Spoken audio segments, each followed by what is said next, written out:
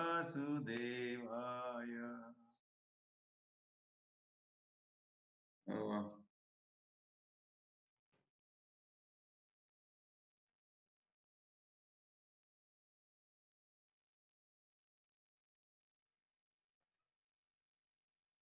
कहते तो है कि नया साल आज आरंभ हुआ। हाँ, आज है क्या? 1 जनवरी 2021। January 2021। 21st सेंचुरी का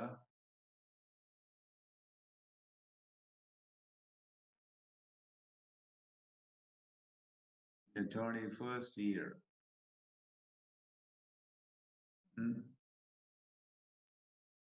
सेंचुरी कौन सी चल रही? 21वीं सेंचुरी चल रही। सेंचुरी चल रही।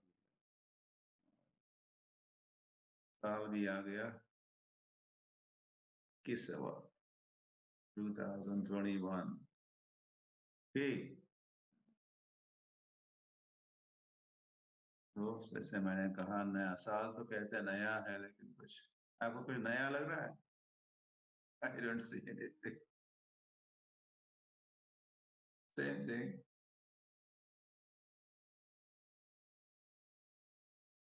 रियली। वही सूरज, वही सूर्य। अब लगभग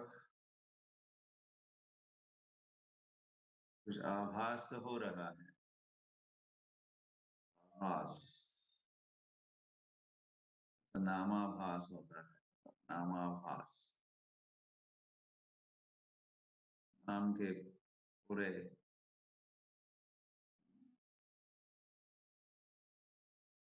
नाम पूरा उदित होने के पहले, शुद्ध नाम के प्राकट्य के पहले नामाभास होता है, नाम का आभास होता है।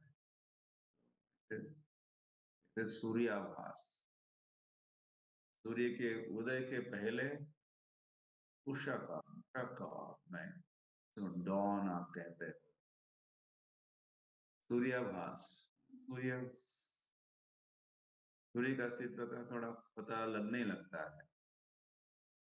तो वह वही हो रहा है, सूर्याभास हो रहा है, सूर्य का आभास, और फिर सूर्योदय होगा।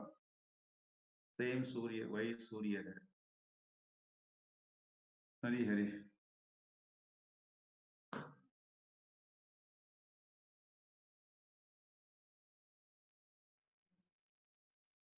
तो आपका स्वागत है।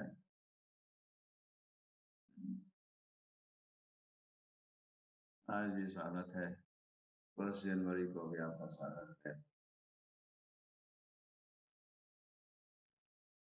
ऐसी है वैसे काल की गणना। जैसे इसको टुकड़ों में बांटा है, इसका विभाजन तो नहीं होता।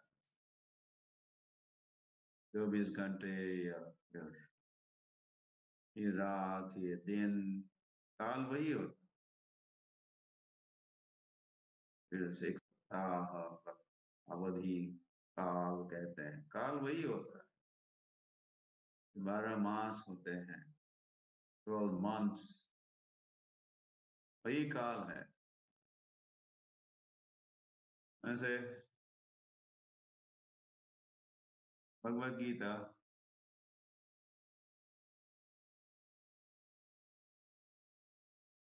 बलदेव विद्याभूषण गीता पर भाष्य लिखे हैं। तो और श्रील प्रभुपाद जो Bhagavad Gita as it is लिखे है, उसका आधार भी श्रील प्रभुपाद बलदेव विद्याभूषण के भाष्य के आधार से भी तात्पर्य लिखे हैं।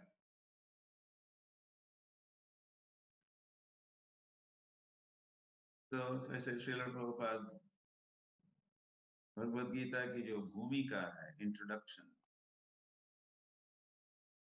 उसे में लिखे हैं कि भगवत गीता के टॉपिक्स, विषय 5 है। 5 topics of Bhagavad Gita, note करो।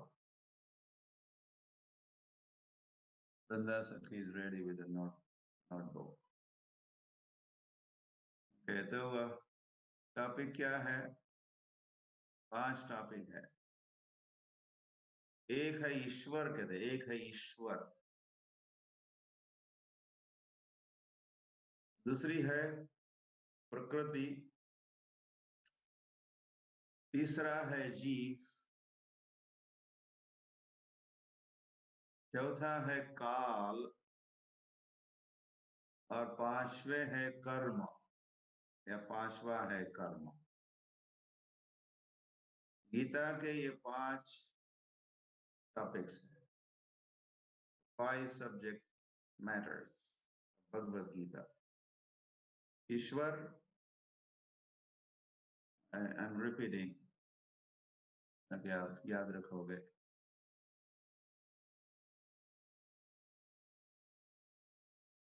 हरी हरी। ईश्वर है, प्रकृति है, और जीव है, काल है, और कर्म है।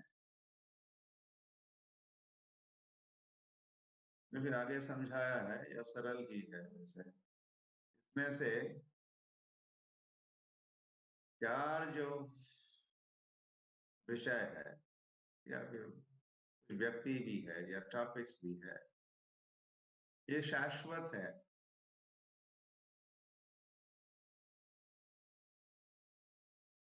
केवल कर्म शाश्वत नहीं है। ईश्वर मतलब परमेश्वर, भगवान शाश्वत है। और प्रकृति, प्रकृति भी शाश्वत है, प्रकृति भी शाश्वत है। तो पुरुष, पुरुष शाश्वत है, ईश्वर। और प्रकृति भी शाश्वत है। प्रकृति को शक्ति भी कहते हैं। पराश शक्तिर विविधैव श्रूयते। तो पुरुष शाश्वत है। तो पुरुषोत्तम भगवान परमेश्वर की विविध विविध शक्तियां है, वो शक्तियां भी शाश्वत है। फिर ये भी आसानी से आपको समझ में आना चाहिए, स्वीकार करना होगा, ये जो पंच महाभूत है, पृथ्वी, आप, तेज, वायु, आकाश, ये भी शाश्वत है।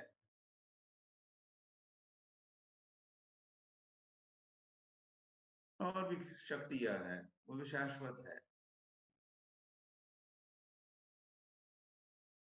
हरी हरी। ऐसे संक्षिप्त में यही कहा, ये भी कहा जाता है कि बस एक तो पुरुषोत्तम है, ईश्वर है, और फिर उनकी शक्तियां है, फिनिश्ड। इसके अलावा कुछ नहीं है, जिसको हम अस्तित्व कहते हैं।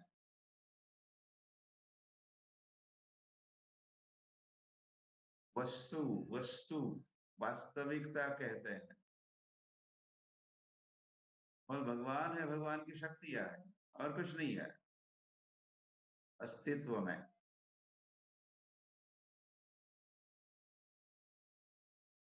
क्या हुआ? जो प्रकृति शाश्वत है, प्रकृति शक्ति है, तो वो भी शाश्वत है। और जैसे अभी अभी कहा, पुरुष है, प्रकृति है, या शक्ति है, शक्तियां है। तो बहिरंगा शक्ति है, अंतरंगा शक्ति है।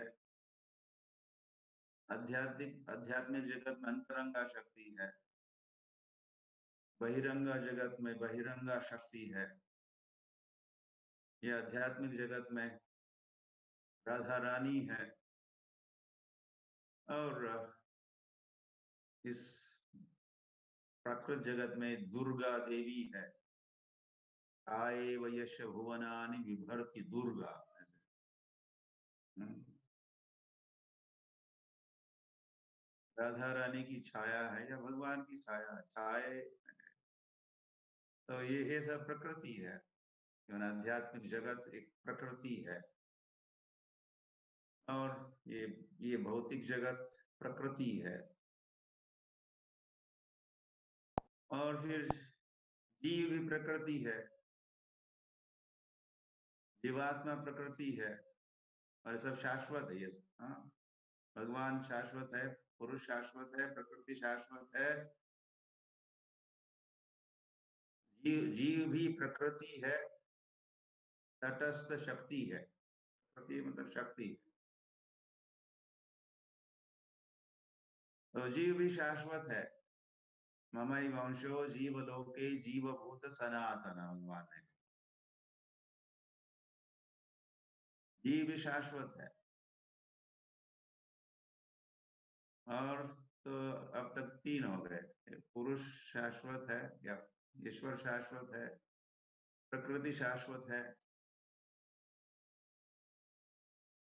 और जीव शाश्वत है। जीव भी एक प्रकृति है या शक्ति है, तटस्थ शक्ति है। और काल शाश्वत है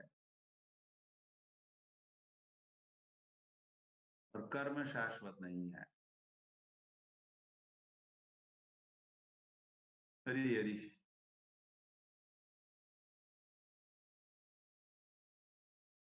तो काल काल शाश्वत है। जैसे काल को समझना कठिन है। काल एक प्रकार से अचिंत्य भी है, इनकंसीवेबल इनकंसीवेबल। इस काल को भगवान तो कहे कालोस्मि। कालः अहम, अहम कालः अस्मि, ऐसे विकाल का परिचय दिया है। मैं काल हूं। Time, I am, I am the time. मैं काल हूं। हरी हरी। अरे सारा संसार काल के अंतर्गत रहता है। क्या काल ये प्रभावित करता है।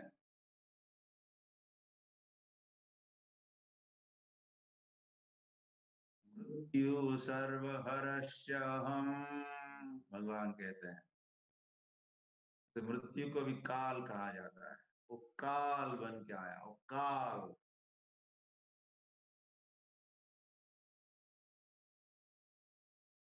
तो भगवान या कुछ जीवों के लिए, कुछ जीवों के लिए क्या, सभी जीवों के लिए फिर भगवान ने नियम बनाया। क्या है? जातस्य ही ध्रुवम मृत्यु। नोट करो, ये लॉ है।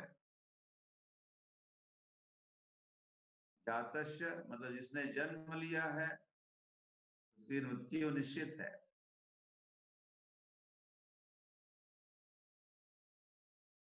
इसी के साथ ये काल खेलता है। और जन्म लिया है तो मृत्यु होगी। मृत्यु सर्वहरश्च अहम्। मृत्यु के रूप में मैं आऊंगा। ऐसे ही गोविंदमादि पुरुषम तमहम भजामि। जैसे मैं गोविंद हूँ, मैं कृष्ण हूँ। यशंभवामि युगे युगे राम आदि मूर्तिषु कला नियमेन तिष्ठन् नानावतारमकरोत् भुवनेषु किंतु ये सब मैं हूँ। राम आदि जो मूर्तियां है, भगवान के रूप है, वे भगवान है। तो जो जो लोग ऐसे भगवान की, ऐसे भगवान, ऐसे श्री भगवान को मेरे बारंबार प्रणाम है। ऐसे भगवान को जो प्रणाम नहीं करते, उनकी शरण में नहीं जाते, आन आनयध्वम, ऐसे मृत्यु सर्वहर्ष्यम, तो भगवान आते हैं मृत्यु के रूप में। काल आता है, यमराज स्वयं भी नहीं आते, अपने यमदूतों को भेजते हैं और उनको आदेश हुआ है उनको ले आना, उनको ले आना। किनको ले आना? अजामिल प्रसंग में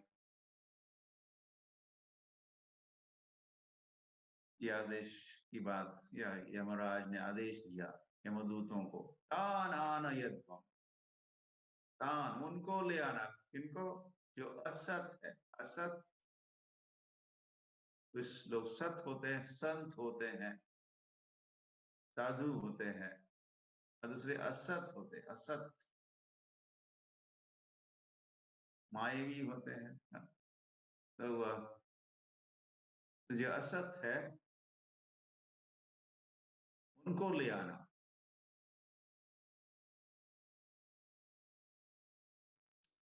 हरी हरी। तो ये काल, फिर हम गणना करते हैं, ये द्वंद्व उत्पन्न किया है भगवान ने। द्वंद्व क्या है? जन्म और मृत्यु, ये भी द्वंद्व है। द्वंद्व के तो हजारों लाखों प्रकार का द्वंद्व से भरा पड़ा है ये संसार। एक उसमें से एक मुख्य द्वंद्व क्या है? ये जन्म मृत्यु, जन्म मृत्यु। और तो काल के प्रभाव से, काल के प्रभाव से तो तो कर्म शाश्वत नहीं है, जैसे हमने कहा। मैंने इसीलिए कहा कि वो सच है, इसीलिए मैंने कहा।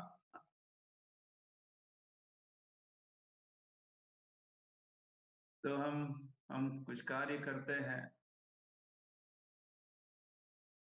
कार्य के साथ कुछ वासना उत्पन्न होती है,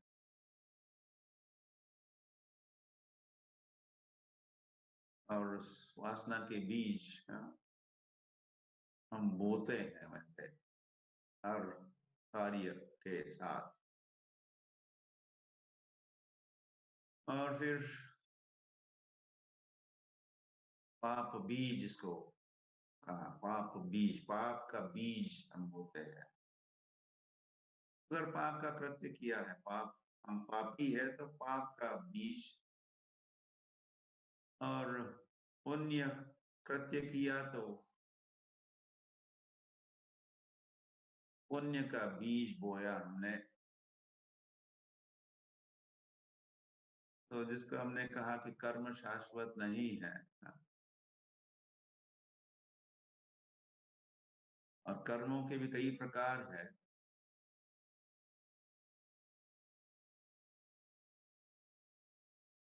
तो काल के अनुसार फिर ये जो बीज हम बोते हैं, पाप के बीज, पुण्य के बीज, काल के प्रभाव से वे अंकुरित होते हैं, जिसको फिर हम प्रारब्ध कर्म या अप्रारब्ध कर्म, ऐसा टर्म्स, ऐसे शब्दों में, जैसे भक्ति रसामृत सिंधु में भी तो कहा है, प्रारब्ध हमारे नसीब।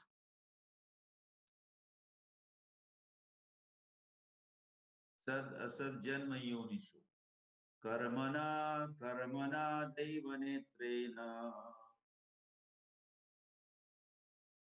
कर्मणा दैव नेत्रेण सत असत जन्म योनिषु,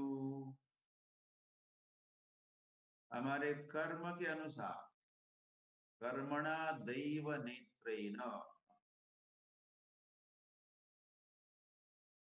क्या होता है? सत सत योनि में पुण्य पुण्य कृत्य किया है, पुण्यात्मा हम है। सत या सात्विक कृत्य किए हैं, हम सत्व गुणी है, सात्विक कृत्य किए हैं। ऊर्ध्वम गच्छति सत्वस्था, ये गीता में भगवान ने ये सब बातें बताए हैं। किंतु हमने पाप के बीज बोए हैं, तो वे भी अंकुरित होंगे और उसका फल भी हम चखेंगे।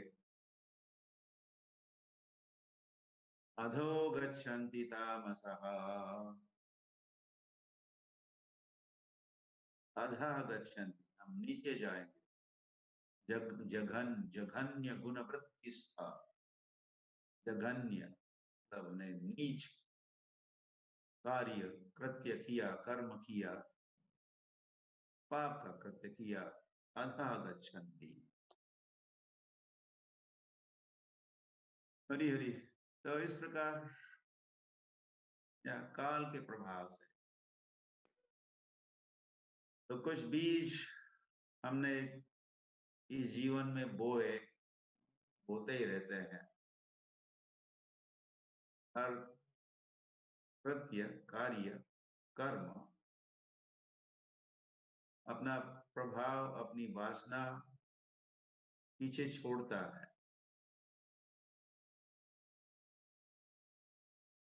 ऐसे बीज बोता है हमारे हमारे भावों में, हमारे विचारों में।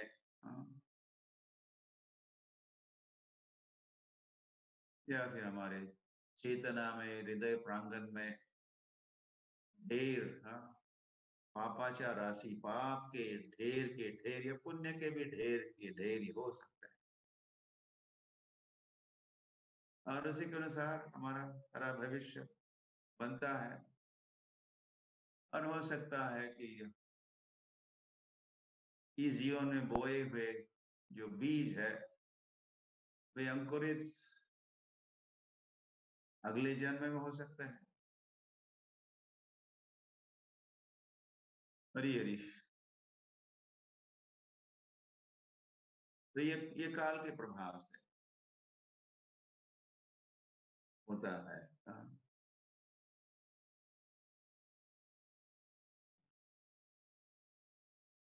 उद्यनस्तम जयन्नसौ आयुर्हरति वैपुंसाम, भागवत कहता है आयुर्हरति वैपुंसाम। पुंसाम मतलब मनुष्य, आयुर्हरति आयु को खोते हैं, गवाते हैं, बिताते हैं।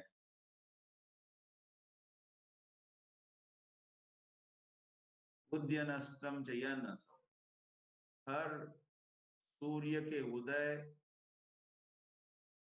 और फिर उस सूर्य के अस्त के साथ, सूर्योदय आज 1 जनवरी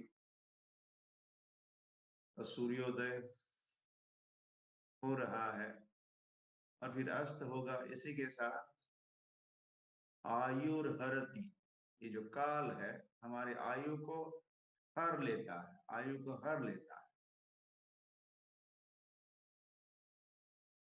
हरि हरि। तस्यारीते, किंतु इसको एक अपवाद भी है। सारा संसार, संसार के जीव आयु हरती, उनकी आयु छीन ली जाती है। इसीलिए अंग्रेजी भाषा में जब लोग पूछते आपकी क्या आयु है, तो पूछते how old are you, how old मतलब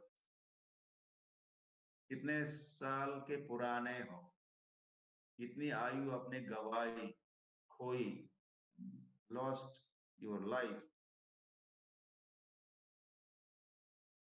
तो तो हर सूर्योदय और सूर्यास्त के साथ आयु घटती रहती है, आयु घटती रहती है। लेकिन इसको एक अपवाद है, भागवत कहता है उत्तम श्लोक वार्तया। अगर हम उत्तम श्लोक, भगवान का एक नाम है,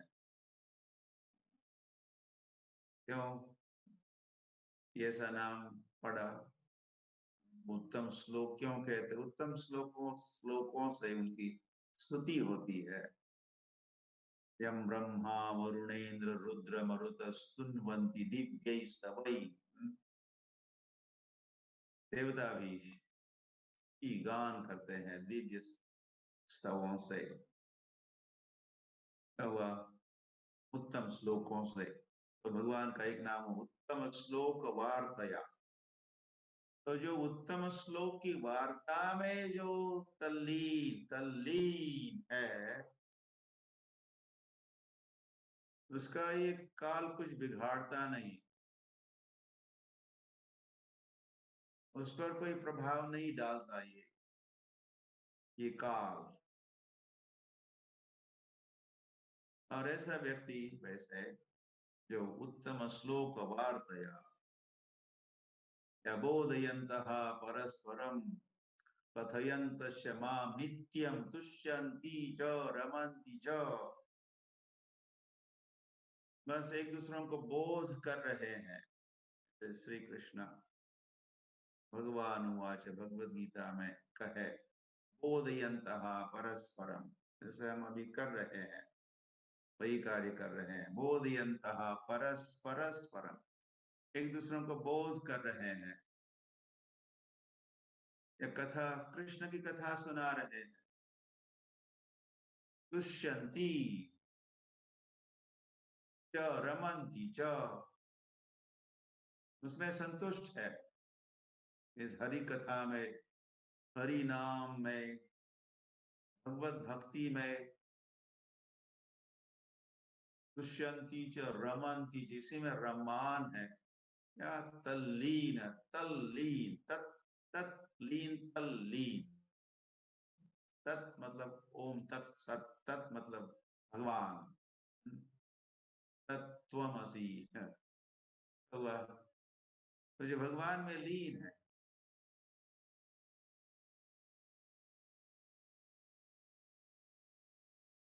भगवान के साथ जिन्होंने अपने संबंध को पुनः पुनः स्थापित कर दिया है, तो उस व्यक्ति का, ऐसे भक्त का काल कोई बिगाड़ नहीं सकता, काल का प्रभाव उस पर नहीं है।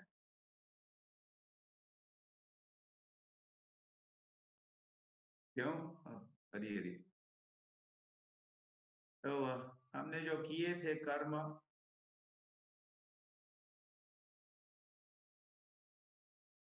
पाप कर्म या पुण्य के कर्म,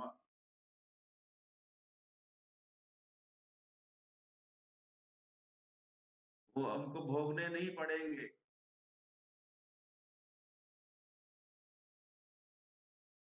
मतलब पुनः जन्म लेने की कोई आवश्यकता नहीं है। अगर बीज है और फिर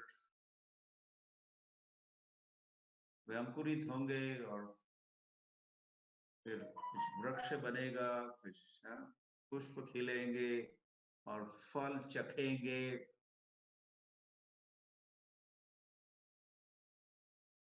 लेकिन अगर जो बीज है, पाप का बीज है या पुण्य का भी बीज, दोनों भी सही नहीं है वैसे। यह जब पुण्य हम कहते तो पुण्य मतलब ये अच्छाई या सच्चाई या भौतिक दृष्टि से या सात्विकता की बात है। तो सत्वगुणी स्वर्ग जाते हैं और तमोगुणी नरक जाते हैं। लेकिन वैष्णव नरक तो जाना चाहता ही नहीं, और स्वर्ग जाने की भी योजना नहीं बनाता। पुनः आ गई है स्वर्ग और नरक, ये भी द्वंद्व हुआ। इसके परे पहुंचना होता है वैष्णव को। और वो स्थान है वैकुंठ, वो स्थान है गोलोक, वो स्थान है साकेत, राम का धाम। तो जब हम साधक उत्तम श्लोक वार्तया, उत्तम श्लोक की वार्ता कथा बोधयन्तः परस्परम करते हैं और उसी में रमान रहते हैं, तल्लीन रहते हैं, प्रसन्न रहते हैं, संतुष्ट रहते हैं, ऐसे हम हमारी समझ है, हमको समझ में आ रहा है कि ऐसे करना होता है, ऐसा कार्य करना चाहिए। और फिर ये कार्य, ये कृत्य, ये कर्म फिर भौतिक नहीं है, ये पाप भी नहीं है, पुण्य भी नहीं है। जिसको गीता में फिर कृष्ण कहे हैं अकर्म कहे हैं। समय तो बीत रहा है। तो कर्मेति, कर्म विकर्म अकर्म, ऐसे तीन कर्म के नाम एक स्थान पे एक श्लोक में भगवान कहे हैं। कर्म, विकर्म, अकर्म। तो कर्म मतलब पुण्य कर्म इस कॉन्टेक्स्ट में, और विकर्म मतलब पाप कर्म, और अकर्म मतलब वो कर्म ही नहीं है, इस संसार का वो कर्म ही नहीं है, उसको अकर्म कहा। वही तो है भक्ति, भक्ति का कर्म है, भक्ति का कार्य है। तो हम जब भक्ति करते हैं, वासुदेवे भगवती भक्ति योग प्रयोजिता जनयति आशु वैराग्यम ज्ञानम च यदहितुकम्। जब भक्ति करते हैं तो हमको ज्ञान प्राप्त होता है। ये भक्ति से उत्पन्न होता है, जैसे है ही भक्ति देवी के दो पुत्र है, एक है ज्ञान और दूसरा है वैराग्य। तो जो भक्ति करता है उसको ज्ञान प्राप्त होता है, या उसी को भगवान कहे कि वे बुद्धि देते हैं। तेषां सतत युक्तानां भजतां प्रीति पूर्वकम ददामि बुद्धि योगम तम तेन माम उपयान्ति ते। जो मेरी सेवा में रत है, तेषां सतत युक्तानां, और कैसे रत है? प्रीति पूर्वक, के सारे कृत्य प्रीति पूर्वक, प्रेम पूर्वक भगवान की सेवा कर रहे हैं, उनको मैं देता हूँ बुद्धि देता हूँ। ददामी अहम ददामी बुद्धि योगम, ऐसे व्यक्ति को मैं बुद्धि देता हूँ ताकि नरक और स्वर्ग से भी परे जो मेरा धाम है वहां पर पहुंच जाएंगे। ये भी एक बात है। और फिर कृष्ण कहे ही है कि जिनको ज्ञान प्राप्त हुआ है, ज्ञानाग्नि सर्वकर्माणि भस्मसात् कुरुते तथा। ये जो ज्ञान है, ज्ञान, हमने ज्ञान प्राप्त किया, ज्ञान को सुन रहे हैं, गीता का अध्ययन श्रवण कीर्तन हो रहा है, भागवत पढ़ रहे हैं, हम कुछ ज्ञानवान हो रहे हैं, ज्ञानी बन रहे हैं। ये ज्ञान क्या करेगा?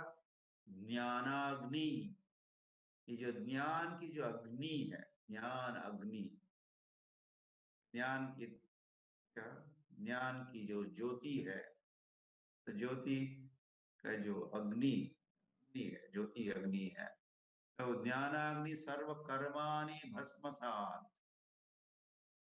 हमने किए थे कर्म, और कर्म के जो बीज भी हमने बोए थे,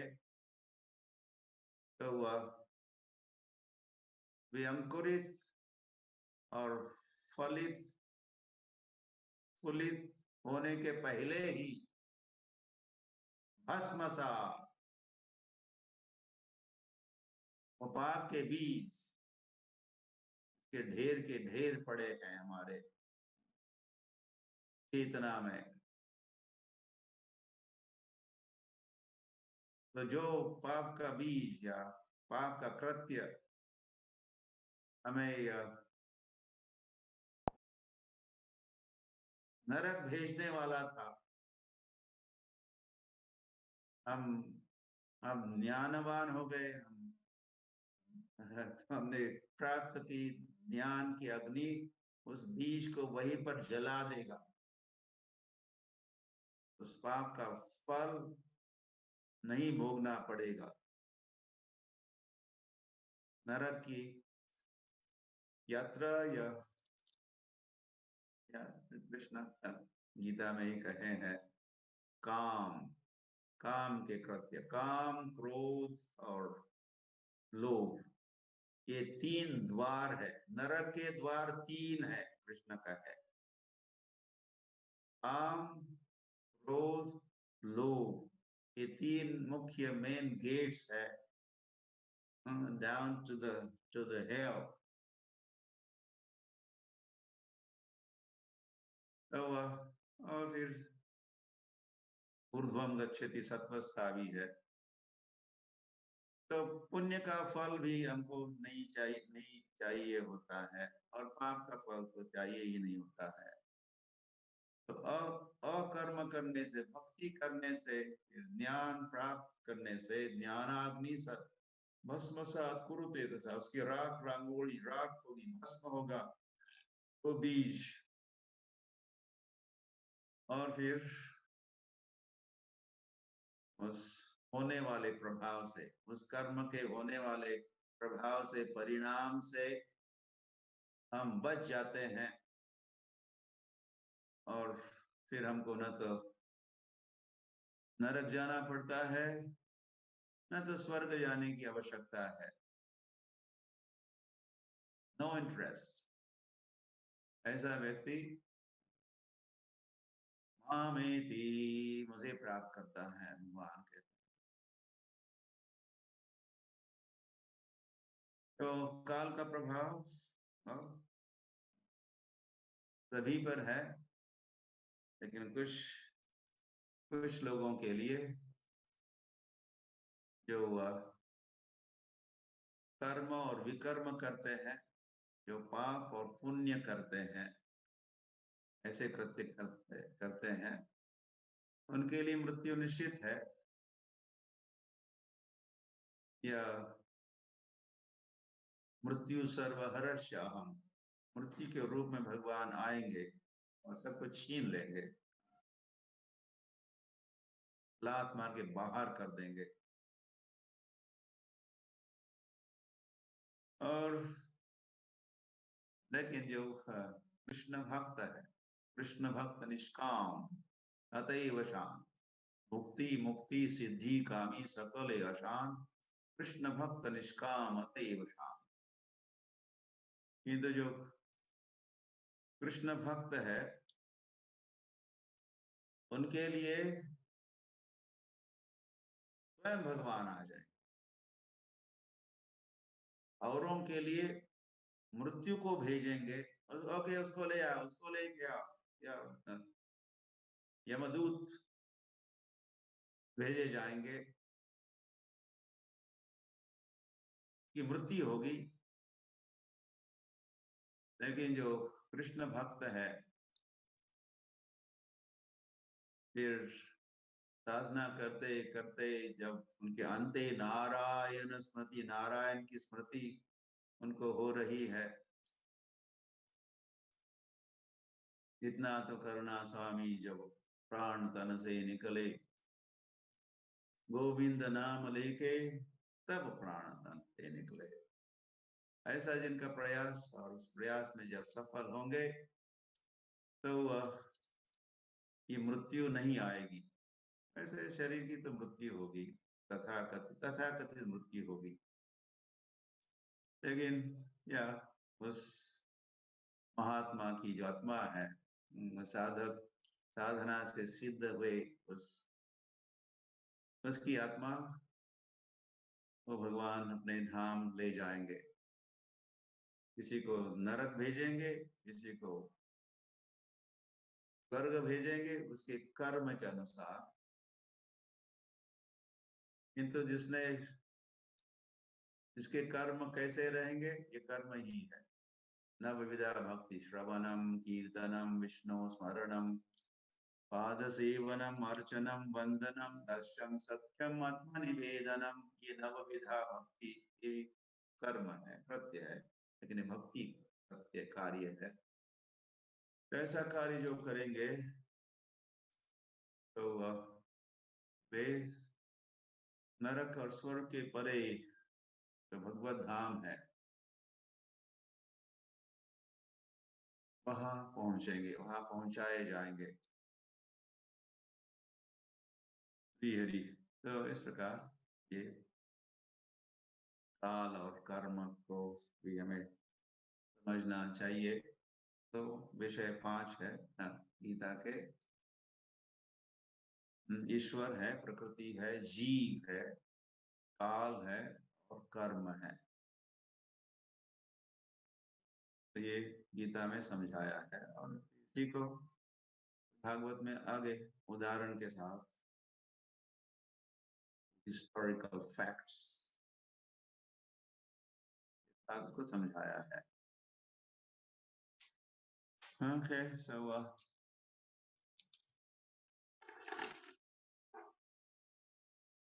साल तो नया आ गया, लेकिन तो कोई नया कार्य तो नहीं करना है। हमें भक्ति करनी है। और इन दिनों में गीता का वितरण आपको बोध यंत्र परस्पर में आपको करना है, आप भी करते हैं, आपको कुछ सुनाते हैं, आप श्रवण करते हो। श्रवण के उपरांत क्या करना चाहिए? क्या करना चाहिए? श्रवण के बाद क्या होता है? जो बातें सुनते हैं उसको तो कीर्तन करना चाहिए। श्रवणम कीर्तनम। अब आपकी बारी है, your turn now, up to you, over to you. आपने श्रवण किया, अब कीर्तन करो। ये जो सत्य है इसको फैलाओ संसार भर में। गीता का प्रचार प्रसार करो, गीता का वितरण करो, ताकि ये संसार के द्वंद्व से, round and round, up and down जो चल रहा है संसार का, round and round, up and down, right. ब्रह्मांड भ्रमिते पूर्ण भाग्यवान खच्च हवे डुबो भाई, विनोद ठाकुर कहते हैं। रोलर कोस्टर की तरह ये संसार में अप डाउन, कभी स्वर्ग में तो कभी नरक में तो कभी इस योनि में, उस योनि में, 84 लाख योनियां भी है। तो इनफ इज इनफ, बहुत हो गया। इस संसार की यात्रा और चखना है। एक तो कोविड था, भी उसका बच्चा, और एक उत्पन्न हो गया कोई, तो वो भी बिजी रखेगा, वो भी जान लेगा कईयों की। तो लाइक दिस ये रूटीन बिजनेस चल रहा है। नए साल में भी तो ऐसे परिणाम या फल से तो बचना है इस नए साल में। उत्तम श्लोक वार्ता, उत्तम श्लोक की वार्ता कथा जो गीता है, भागवत है, इसका श्रवण कीर्तन और साथ में हरे कृष्ण कृष्ण कृष्ण हरे हरे, हरे Ram Ram Ram Hare Hare, and then take prasad, honor prasad, and your life will be perfect। और ये औरों को प्रेरित करो।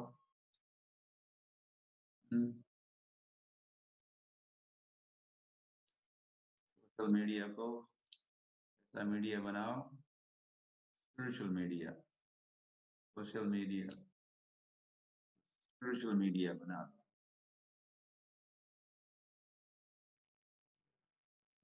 हाय हेलो छोड़ो, हरे कृष्णा बोलो।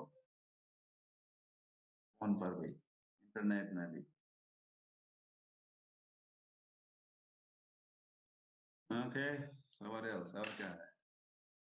समय बीत चुका है।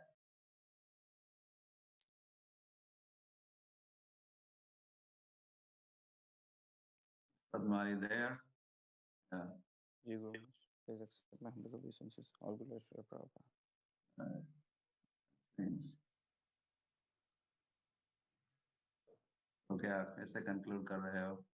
एक सूचना है, महत्वपूर्ण सूचना हमारी ऑल इंडिया पद यात्रा के विषय में। आज वे नए साल के पहले दिन हम सब की ओर से वो नया साल मनाने श्री द्वारका धाम पहुंच चुके हैं या पहुंचेंगे। द्वारका धाम के और इस विषय में हमें अधिक जानकारी या सूचना देने के लिए मेघश्याम प्रभु को आमंत्रित करेंगे। मेघश्याम प्रभु, आपको अनम्यूट किया गया है, तो आप अपनी ओर से अनम्यूट करके वीडियो ऑन करके कृपया सबको बताइए क्या कार्यक्रम है, कैसे हम देख सकते हैं, कुछ डिटेल्स दीजिए। हरे कृष्णा, दंडवत प्रणाम गुरु महाराज के चरणों में और सभी वैष्णव के चरणों में दंडवत प्रणाम।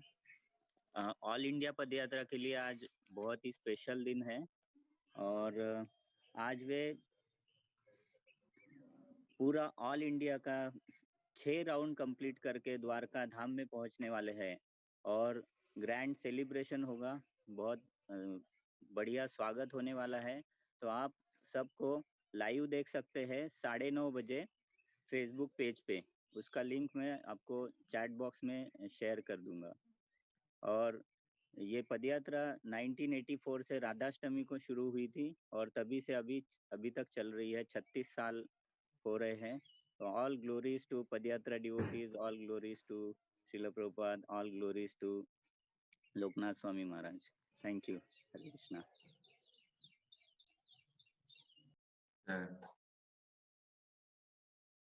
और क्या प्रोग्राम्स है? ऑल इंडिया पद यात्रा के भक्त भी है, तो आचार्य प्रभु से अनुरोध करेंगे यदि वे कुछ बता सकते हैं। कितने दिन रूप रहेंगे? रघुनाथ स्वामी महाराज भी वहाँ उपस्थित है। ऑल इंडिया पद यात्रा से आचार्य प्रभु, यदि आप वहाँ हैं, ऑल इंडिया पद यात्रा अकाउंट दिख तो रहे हैं आप, कृपया अनम्यूट करके बोलिए। रूप रघुनाथ महाराज का भी दर्शन हो रहा है। आज आ रहा है। जय जय महाराज। हरे कृष्णा। यस प्रभु, वो दूसरा माइक बंद कर दीजिए प्रभु, या दूसरा फोन होगा उसको थोड़ा दूर भेज दीजिए। अभी बताया मेघश्याम प्रभु जी ने। तो ये 6वां राउंड पूरा हो रहा है। गुरु महाराज की कृपा से 1984 में पदयात्रा चालू हुआ था।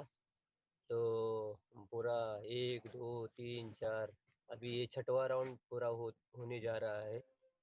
और इस्कॉन द्वारका के भक्त लोग भी आ रहे हैं उधर वेलकम के लिए। और फिर उधर के कोई लीडर्स लोग भी आ रहे हैं। बड़ा स्वागत होगा। और इस्कॉन का बहुत बड़ा गेट बनाया है। गेट पे उधर रथ निताय गौर सुंदर जाएगा तो वो पुष्प वृष्टि वगैरह करेंगे। उसका चाबी वगैरह ले लिया है, वो नगर पालिका के अंडर गया है। लेकिन कल गुरु महाराज जी से बात हुआ कि वो इस्कॉन का पदयात्रा का गेट है, उसको एज इट इज हमको बनाना है, जैसे पहले जैसा था वैसा ही। हमने कल भी बात किया, वो लोग भी राजी हो रहे हैं। तो बढ़िया स्वागत होगा। 6 दिन पदयात्रा रहेगी, 1 तारीख से 6 तारीख तक। और परम पूज्य रूप रघुनाथ स्वामी महाराज जी भी हमारे साथ में है। यहाँ से हम 7-8 किलोमीटर दूरी पे रुके हैं। यहाँ से कीर्तन करते करते जा रहे हैं। मंदिर के भक्त भी आएंगे। उधर बड़ा प्रोग्राम होगा, स्टेज होगा, बनाया है, साउंड सिस्टम वगैरह लगा दिया है। और फिर भगवान की आरती होगी। और महाराज जी रूप रघुनाथ महाराज जी भी कुछ पदयात्रा के बारे में बताएंगे, बोलेंगे। और भी कई पदयात्री भक्त बोलेंगे। और महाराज अवेलेबल होंगे तो महाराज जी भी थोड़ा कुछ बोल सकते हैं। और उसके बाद में जितने भी लोग आए उनके लिए प्रसाद की व्यवस्था रखी है हमने। प्रसाद लेके फिर वहाँ से संकीर्तन करते करते मंदिर तक जाने वाले। इस्कॉन द्वारका मंदिर में 6 दिन रहेंगे और महाराज जी हमारे साथ में रहेंगे। और फिर इधर से अलग अलग जैसा महुआ में हम 6 महीना रुके थे। उधर से 50-60 लोग आ रहे हैं, जूनागढ़ से, उपलेटा से, पोरबंदर से भक्त लोग आ रहे हैं। उनके लिए 5 तारीख को स्पेशल प्रोग्राम होगा। और फिर बेट द्वारका, रुक्मिणी का दर्शन, ऐसा बहुत सारा दर्शन वगैरह होके फिर 6 तारीख को बड़ा फंक्शन होगा। पॉलिटिकल्स वो लीडर लोग वगैरह आ रहे हैं। और फिर ये 7वां राउंड चालू होगा द्वारका से। हम ये 16 अप्रैल 2011 को चालू किया था गुरु महाराज की कृपा से। ये 5वां राउंड, अभी ये 6वां राउंड, अभी 6वां राउंड पूरा हो जाएगा। अभी ये 6 तारीख को फिर दोबारा ये दूसरा 7वां राउंड चालू होगा। तो लाइव होगा, आप लोग सब देख सकते हो प्रोग्राम, ऐसा कार्यक्रम रहेगा। महाराज कुछ कहना चाहते हैं? हरे कृष्णा। प्रभु रघुनाथ महाराज बोलिए, कुछ कहिए, few words। You speak a few. प्रभु रघुनाथ महाराज जी पदयात्री यात्रा में जाते रहते हैं। I met you here in Dwarka when the Padayatra completed the first tour. I remember. First time I met you was in Dwarka, many years ago. Many years ago. So I'm very happy to stay with all Brahmachari here, very enthusiastic, next service. Nobody sleep here, everybody activity. It's very good. But I understand Padayatra is maybe the best program in ISKCON, because it's so many activity, much preaching, many people come to take darshan. This one, for me, is the best program.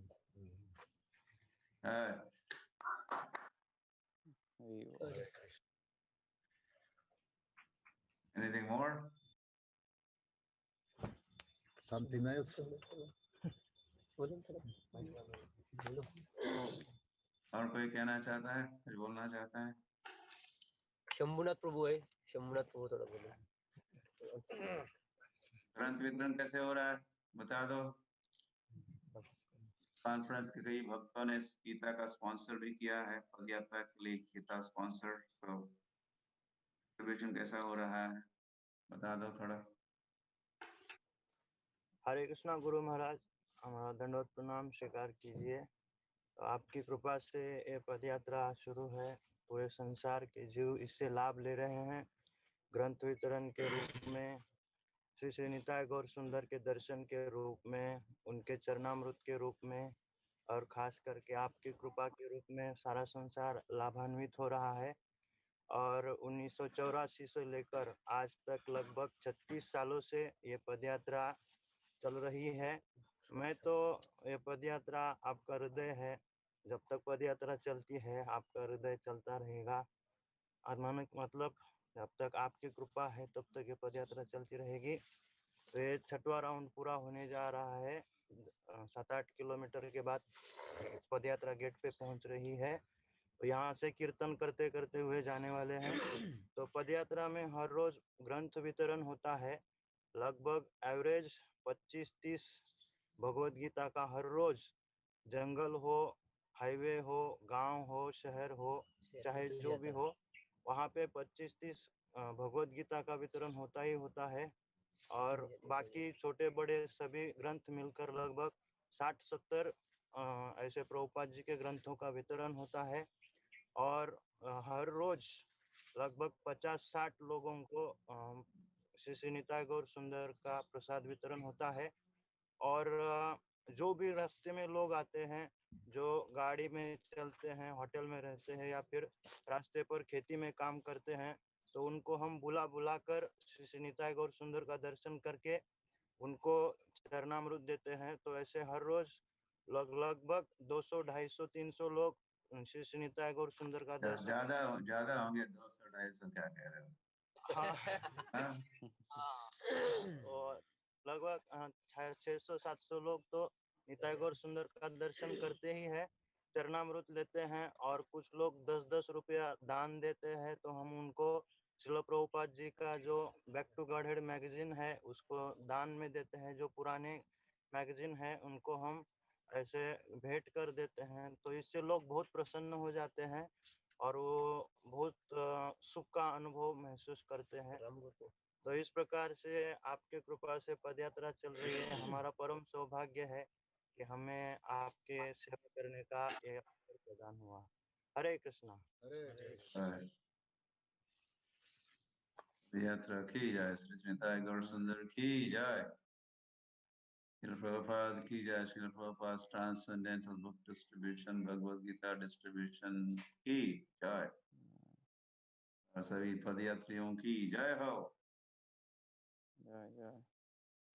Dwarka धाम की, द्वारका धाम के पास में आप कुछ ही kilometre दूर पहुंचे, रुके थे, तो आपका द्वारका में स्वागत है।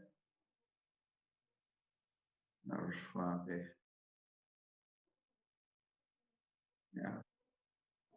महानुभाव दीक्षा कर रहे हैं, और वह भी इस्कॉन है, द्वारका में भी इस्कॉन है।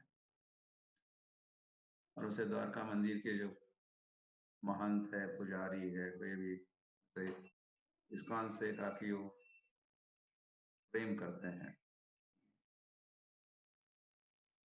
क्या विशेष उनका लगाव है इस्कॉन के प्रति। और उनको पता है 36 साल पहले जब यात्रा प्रारंभ हुई थी, या राधाष्टमी के दिन, तो वो बहुत बड़ा योगदान रहा द्वारका के निवासियों का, उसमें भी पुजारियों का, महंतों का, वहाँ के संचालकों का। तो वह भारी है। तो पुनः आपका और निताय गौर सुंदर का पदयात्रियों का स्वागत, धाम में आपका स्वागत। भगवान कृपा से हो रहा है। ओके, हरे कृष्णा। तो 9:30 कुछ कहा, तो उसके अनुसार आप, मैं शाम ने भेजा हो, शायद भेज दिए। जी गुरुमान। सो पुनः मैं वो एक बार शेयर कर रहा हूँ लिंक फेसबुक पेज पे, जो पद यात्रा का ऑफिशियल पेज है, इस्कॉन पद यात्रा वर्ल्ड वाइड। उस पे आप ये पूरा कार्यक्रम ठीक 9:30 बजे भारतीय समय के अनुसार देख सकते हैं, 9:30 बजे सुबह। सो आप सब देखिए, औरों को भी बताइए। एक अच्छा तरीका है नए साल का पहला दिन मनाने का। तो हमारे पद यात्रा भक्त जैसे श्री रूप रघुनाथ महाराज कह रहे थे, मैं केवल संक्षिप्त में कहना चाहता हूँ हिंदी में महाराज क्या कहे। महाराज कह रहे थे कि वैसे आप में से काफी भक्त जानते हैं, कुछ भक्त नहीं भी जानते होंगे रूप रघुनाथ महाराज को। वे श्री गुरु महाराज के ही वरिष्ठतम शिष्यों में से एक है, जिन्होंने संन्यास दीक्षा गुरु महाराज से ग्रहण की है कुछ वर्षों पूर्व। तो हमारे वे सन्यासी गुरु भाई भी हैं। और महाराज जी कह रहे थे कि उनको याद है कि वे गुरु महाराज से सबसे पहली बार द्वारका में ही मिले थे, जब पदयात्रा द्वारका में थी। और आज इस दिन पदयात्रा के साथ वे भी द्वारका तब में हरे कृष्ण भक्त बन गए, तब इस्कॉन ज्वाइन किए। क्या मतलब ज्वाइन करने वाले थे, दीक्षित नहीं थे। तो महाराज जी अपने संस्मरण को याद करते हुए कह रहे थे कि उनके पूरे जीवन का अनुभव में एक बात बता रहे थे महाराज के, उनके लिए सबसे प्रिय कार्यक्रम या प्रिय स्थान जो है वे पद यात्रा है। महाराज कह रहे हैं कि यहाँ के सारे भक्त जितने भी ब्रह्मचारी है वे काफी सक्रिय है, काफी एक्टिव है। कोई सोता नहीं है, ज्यादा खा के सोते नहीं है। महाराज कह रहे थे वे हमेशा कार्यरत रहते हैं, कुछ न कुछ सेवाएं बड़े ही उत्साह और भक्ति के साथ श्रील प्रभुपाद और श्रील गुरु महाराज की प्रसन्नता के लिए करते रहते हैं। महाराज कह रहे, इसीलिए आप जो महाराज जी को जानते हैं, काफी आयु है महाराज की, फिर भी महाराज हमेशा पद यात्रा में अपना समय निकालना पसंद करते हैं। और महाराज कह रहे थे कि उनके लिए उनका फेवरेट या उनके लिए बेस्ट प्रोग्राम है पद यात्रा। तो आज इस पद यात्रा का, जैसे आप सुने अन्य भक्तों से, गुरु महाराज जी की कृपा से ये कार्यक्रम चल रहा है और वास्तव में पद यात्रा और पदयात्री भक्त गुरु महाराज का हृदय है। सो हम सब ने या आप सब ने जो भी सेवाएं की है पद यात्रा में, डायरेक्टली ना जाके लेकिन इनडायरेक्टली ग्रंथ भेज के या कुछ लक्ष्मी या आर्थिक सहायता करके, तो आप सब ने या आप सबको ये मानना चाहिए या मानने में कोई आपत्ति नहीं होनी चाहिए कि आपने गुरु महाराज के निजी सेवा की है या गुरु महाराज को हृदय पूर्वक प्रसन्न किया है। तो आप सबका भी बहुत बहुत धन्यवाद जिन्होंने भी पद यात्रा के लिए सेवा की है, और हमारे आचार्य प्रभु जो इतनी सुचारू ढंग से इतने वर्षों से पद यात्रा का संचालन कर रहे हैं गुरु महाराज के अध्यक्षता में, उनका भी काफ़ी धन्यवाद है। और जैसे गुरु महाराज का है, ये पूरा कार्यक्रम श्रील प्रभुपाद की अध्यक्षता के अंडर चल रहा है, तो हम सभी को ये लाभ उठाना चाहिए। कभी ऑन एंड ऑफ, या हम गृहस्थ है बट फिर भी कभी जैसे वैकेशन के लिए 3 दिन 2 दिन पद यात्रा जा सकते हैं। आई एम श्योर आचार्य प्रभु सारे व्यवस्था कर ही देंगे। जो पद यात्रा में एक्सपीरियंस होते हैं वे सारे अनुभव भी हम ले सकते हैं एक बार। सो ऑल ग्लोरीज टू पद यात्रा। तो आज का सेशन हम यहीं विराम करते हैं और पुनः याद करवाते 9:30 बजे। आप ये देखिए प्रोग्राम और अन्यों को भी बताइए। जय श्रील प्रभुपाद की जय। ऑल इंडिया पद यात्रा की जय। परम पूज्य लोकनाथ स्वामी महाराज की जय। श्री द्वारका धाम की जय। अंशाकल्पतरुभ्यश्च कृपा सिन्धुभ्येव च पतितानां पावनेभ्यो वैष्णवेभ्यो नमो नमः। अनंत कोटि वैष्णव भक्तवृंद की जय। गौर प्रेमानंद।